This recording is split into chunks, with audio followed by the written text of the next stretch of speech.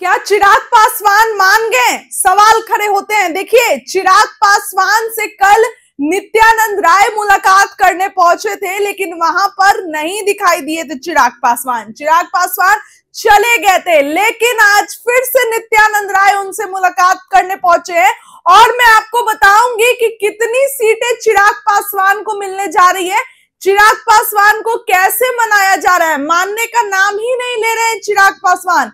चिराग पासवान ये चाहते हैं कि उनको बहुत सीटें मिले। देखिए, बताती हूं आपको, बिहार विधानसभा चुनाव 2025 को लेकर एनडीए के भीतर सीटों की सियासत अब तेज हो गई है।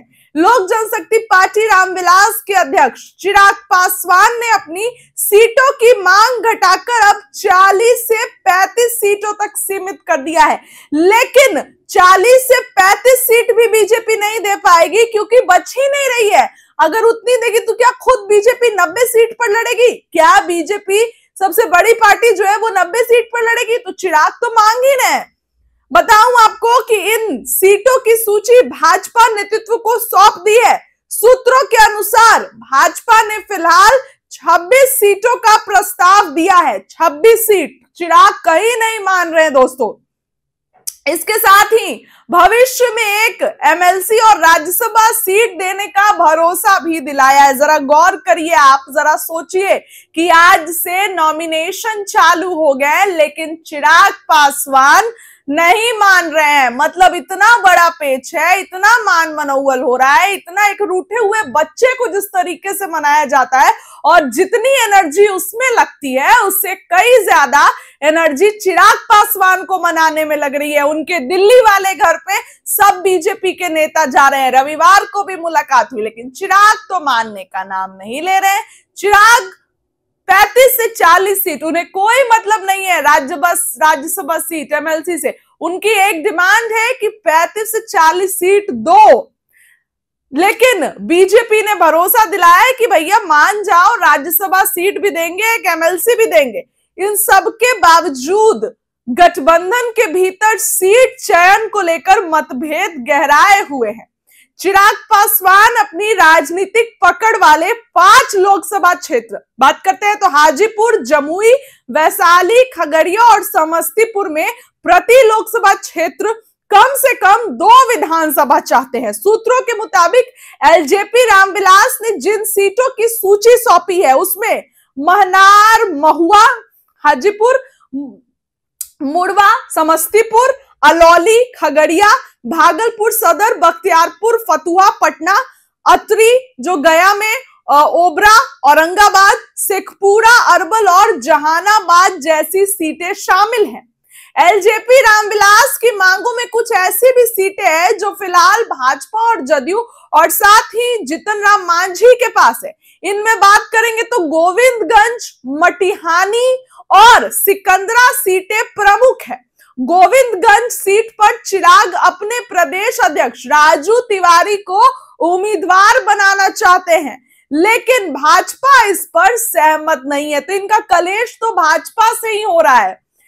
मटिहानी सीट पर एलजेपी का दावा है कि 2020 में पार्टी ने वहां जीत दर्ज की थी, पर जो उनके विधायक थे वो जदयू में चले गए। पार्टी से अपना हक बताकर फिर से मांग रही है, जदयू देना नहीं चाह रही है।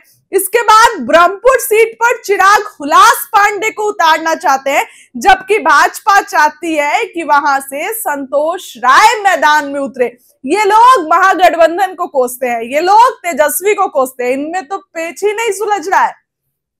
भाजपा नेतृत्व फिलहाल एनडीए के भीतर संतुलन साधने में जुटा है। एक ओर वह जदयू और हम सेकुलर को साथ रखना चाहती है, तो दूसरी ओर चिराग पासवान की महत्वाकांक्षी मांगों को भी पूरी तरह नजरअंदाज नहीं कर सकती है।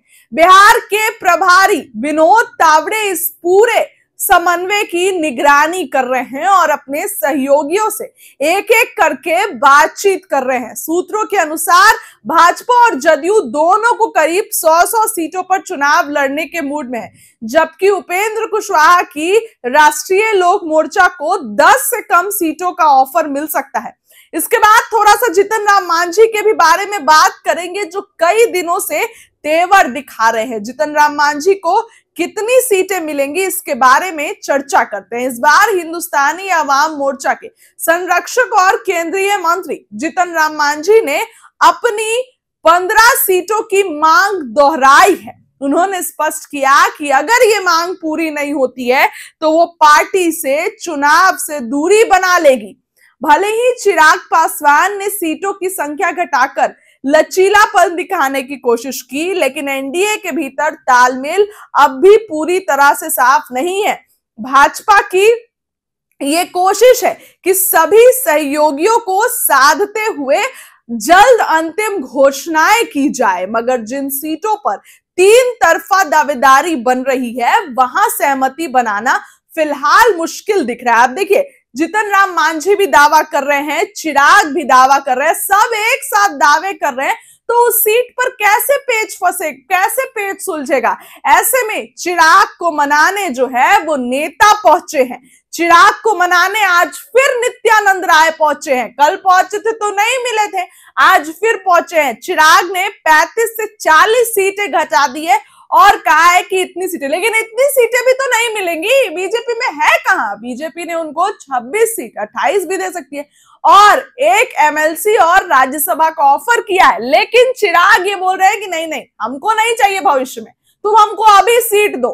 तो ऐसे में बीजेपी कैसे पेच सुलझाएगी? अमित शाह इंटरफेयर करेंगे, अमित शाह समझाएंगे। मोदी के अनुमान यहां पर जरा सा बागी हो रहे हैं, क्योंकि चिराग पासवान के कारण ही पेच फंसा हुआ है। चिराग पासवान ही वो एनडीए के घटक हैं जिनके कारण पेच फंसा हुआ है। कल मैंने आपको सीट बंटवारे वाली खबर बताई थी, वो ऑलमोस्ट फॉर्मूला फाइनल है। अगर चिराग मानते हैं तो उस पे ही बंटवारा होगा, लेकिन चिराग अगर नहीं मानते हैं तो अगर गठबंधन के धागे खुलने पे आते हैं तब तो बीजेपी उसमें भी करेगी। और चिराग जो 40-43 सीटों की मांग कर रहे हैं, ये एक बड़ी बात है। ऐसे में अब चुनाव में ज्यादा समय नहीं है, आज नामांकन आज से शुरू है, और अगर चिराग पासवान इस तरीके से करेंगे तो कैसे काम चलेगा? महागठबंधन हो या सीट बंटवारा, दोनों में ही कुछ भी नहीं हुआ है। ना ही पेच सुलझा है और ना ही आधिकारिक ऐलान हुआ है। ऐसे में आरजेडी की भी आज बड़ी बैठक है और आरजेडी ये बैठक करके बड़ा फैसला लेगा। इस खबर के लिए फिलहाल इतना ही। चिराग को कितनी सीटें मिलनी चाहिए, चिराग पासवान कितना जो है बीजेपी उनको मना पाएगी, आपको क्या लगता है? चिराग मानने के मूड में तो फिलहाल नहीं नजर आ रहे हैं, क्योंकि बीजेपी के केंद्रीय गृह राज्य मंत्री नित्यानंद राय उनसे मिलने पहुंचे, लेकिन चिराग कहां मानने वाले थे। आज जो भी होगा आपको अपडेट करूंगी, कितनी सीटों पर चिराग मानेंगे, क्या कुछ होगा बताएंगे। इस खबर के लिए फिलहाल इतना ही। वीडियो को लाइक करिए, चैनल को सब्सक्राइब करिए। बहुत बहुत धन्यवाद।